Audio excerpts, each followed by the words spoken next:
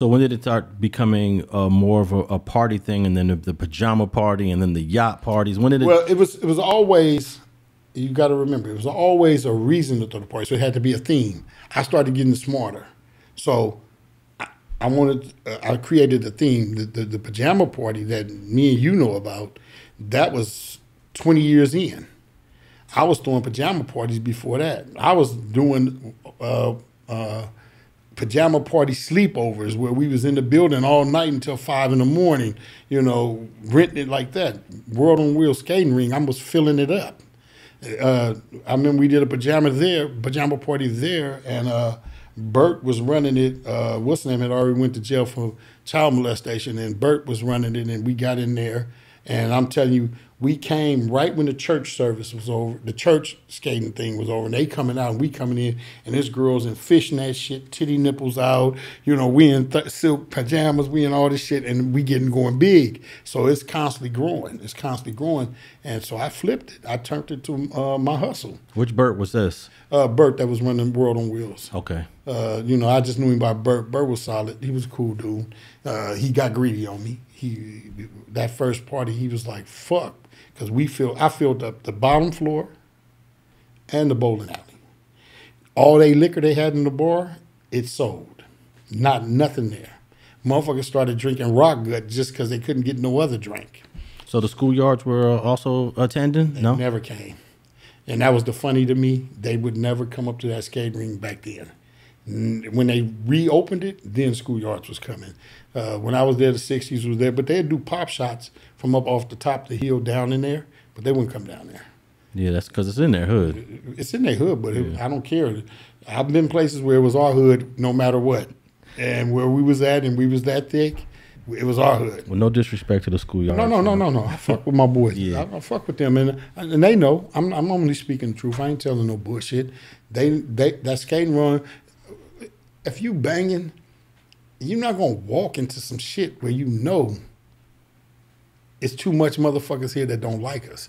And for them, the 6-0s was there. And so everything that was affiliated with the 6-0s on that west side was having problems with them. So they weren't finna walk in there like that.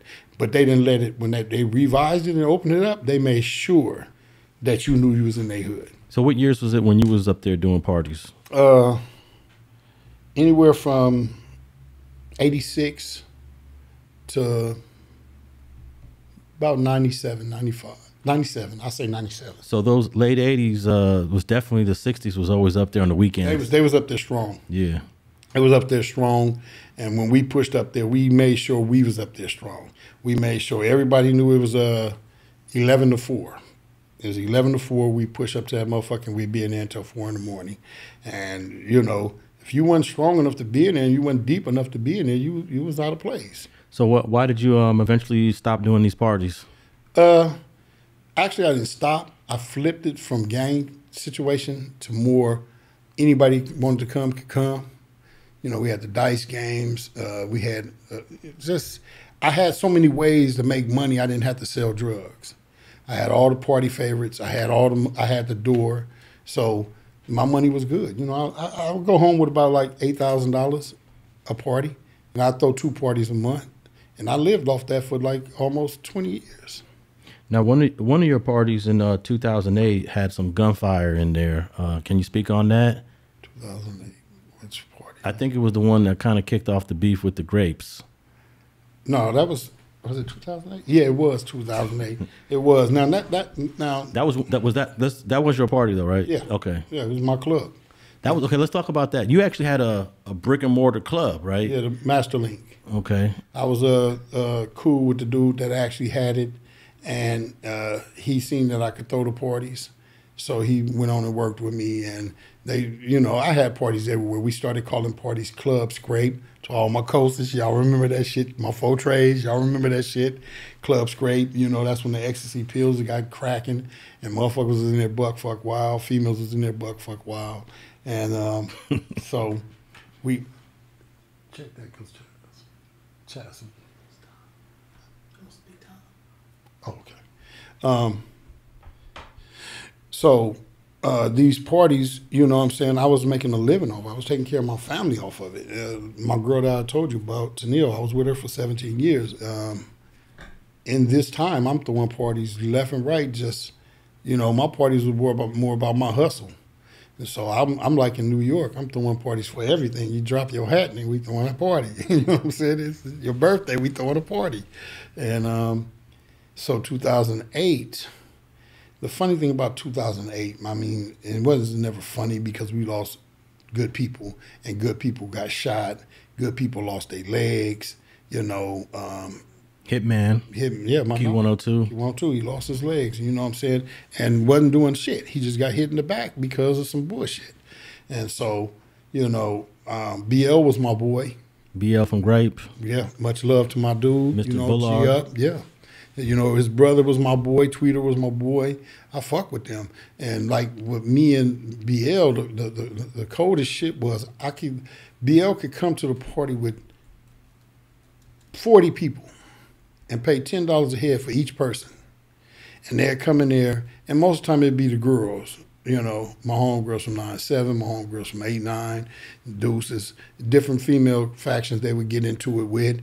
And once that would happen, he would just say, Bear, we gone. He'd make everybody walk up out of it. He'd be like, let's go, let's go, let's go, and everybody got to go. And we was able to diffuse it before it escalated. This one night, it was fucked up.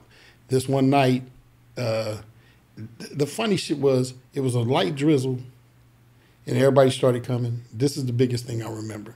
It was a light drizzle. We had security at the gate, everything.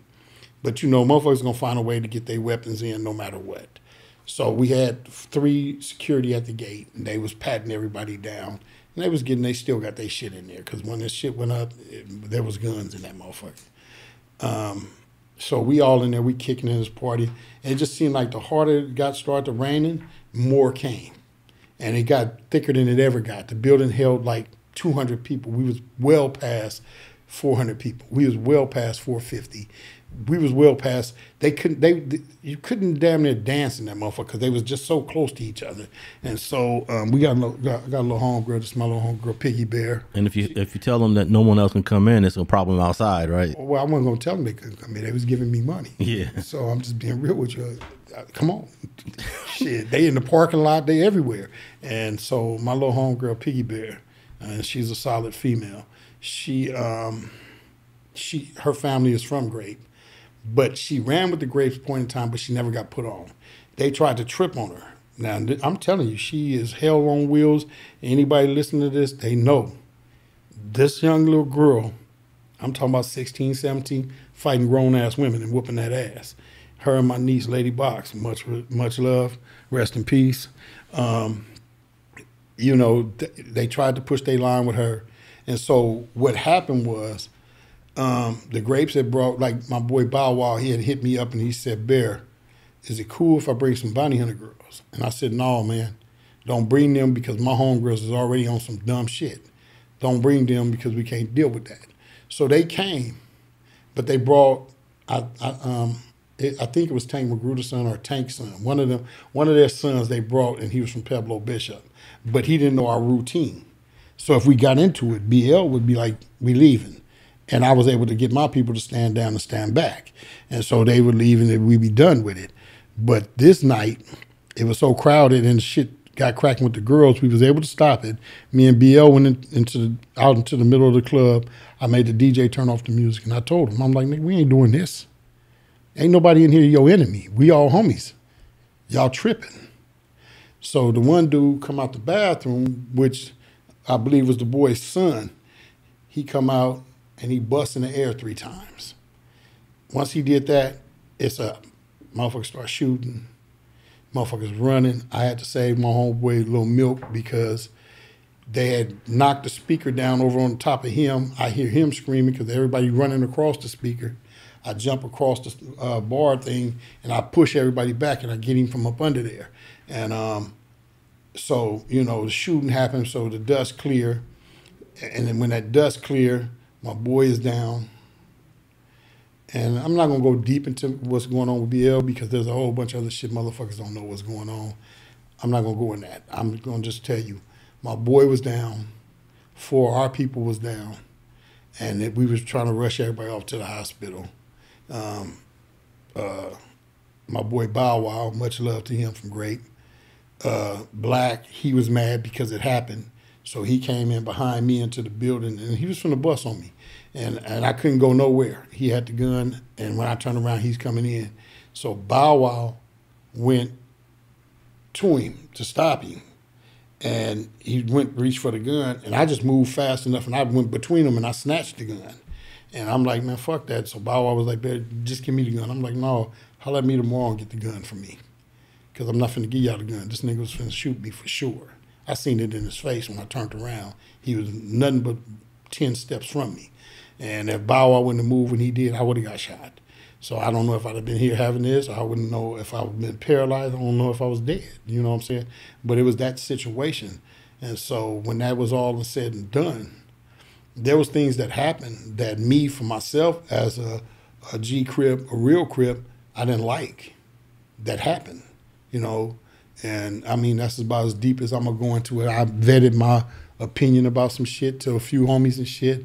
We hollered. I didn't like it. And like I said, it moved on. And then the war started. So for the next 5 years, it was definitely a war between the East Coasters and the Grapes. Yeah. I don't know if it's officially over, but it's definitely it's definitely decreased. Yeah, we stay working at it because we used to have a song that a Thin Line. That song we used to use because we were so tight, and we just say it was a thin line between Coast and Grape. And you know, we came from that gutter together, and we really stayed down. And there's a lot of brothers over there that want to quell this fire and make motherfuckers understand the truth. It was a fucked up night. It was a bad situation, and shit went bad quick. And because of, just say, and I'm not saying this lightly, just say motherfucker threw an M80 in the crowd and everybody reacted. That's the fucked up shit that happened. And people lost their life, and people lost their legs, and people got shot because as soon as you hear a boom and you know it's heated, everybody's pulling their guns out, and you know the shit just went bad. It went bad, and I'm not speaking light to nobody because on everything I love BL. He loved me, he fucked with me, and he got my utmost respect. I didn't go to the funeral because I wasn't finna create some shit, some bad shit, because it wasn't the time to even try to go up there and politic or say anything. All we could do was step back and let them, you know, put him down and deal with it because it was ugly. And, you know, there's a lot of us that was hollering at each other like, look, my nigga, I don't know. I don't want no problem with this shit. I don't know what's up, man. I'm like, man. So that became the downfalls of my parties. That became where I said, fuck it. You know what I'm saying? I had to reinvent myself. That was over. That time of my life was over. Because now, every time I tried to throw something, they felt free to fight. They felt free. For 20 years, I didn't have no problems. But all of a sudden, everybody, even East Coasters, I'm sitting there, motherfuckers getting dressed, ironing, talking about if a homie get out of line with me, I'm going to do this. And I'm like, why the fuck are y'all getting dressed to trip with a homie? So this mentality started coming in play where motherfuckers want to say, oh, my nigga, fuck that. If they trip, I'm tripping. You know what I'm saying? And was no more coast love. It was no more where we can talk. So it was homies on homies. It was bitches on bitches, homegirls on homegirls. It was just haywire now. And now this new drugs is coming into play. So you can't control that shit because we're not familiar with it. You know, for me back in the days, you couldn't just be shermed up and you with the homies and stuff because now you become a liability.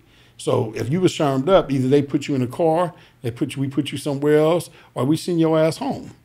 Yeah. Now, you know, motherfuckers can do whatever they doing and they spaz the fuck out and it's all right. Hey, people going on missions with the dudes that is now not shermed up, but now they're pilled up. Not pilled up, meth up. Methed up. Yeah. Cocaine up. And maybe a pill or two. And then, matter of fact, if you want to say pills, let's just say pills, but look what's in the pills. Your chemists is motherfuckers ain't even went to school.